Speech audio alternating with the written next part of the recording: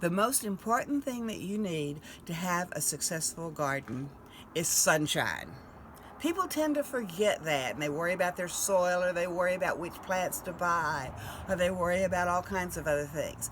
If you don't have 6 to 8 hours of full sunshine, then you do not have the potentially great harvest that you could have. So your first thing to do before you decide what you're going to plant is to decide where you're going to plant it. You have to go out and look all over your landscape. And if you don't have a place in your landscape, you have to find that community garden, because there are a lot of them around. But what you want is ideally all day long, but at least a minimum of 6 hours of full direct sunlight to get a good vegetable garden.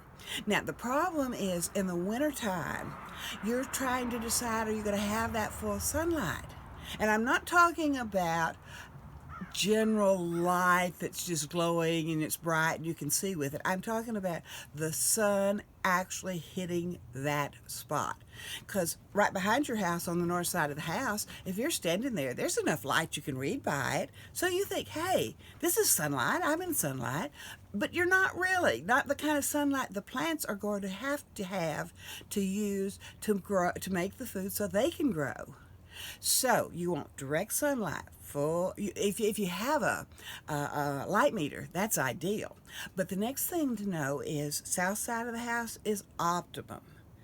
But you need to time it, and you need to look around, because I've seen people, I've been guilty when I was young and innocent, of actually picking out a good location in the wintertime and then discovering that since there weren't any leaves on the trees, there was lots of sunshine this time of the year in the winter.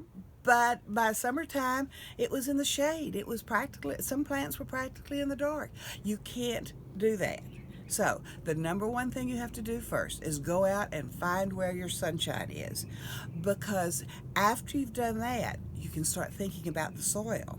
But for most homes in Virginia, the soil, unless it's in a good old country farm, or a farm where a farmhouse was that has a good vegetable garden in the past, the soil is going to end up being a manufactured product. The soil is so poor around most houses that you can't grow a garden in it. So you have to bring in all kinds of other resources in order to make the soil good. So you have to first go out and find the location and figure out how big that location is. And then you can start thinking, oh, okay, well, it's only big enough for 6 plants. Which 6 plants am I going to grow? Or it's big enough for a huge garden. What all will I eat? So that's the first thing then. Find your sunshine.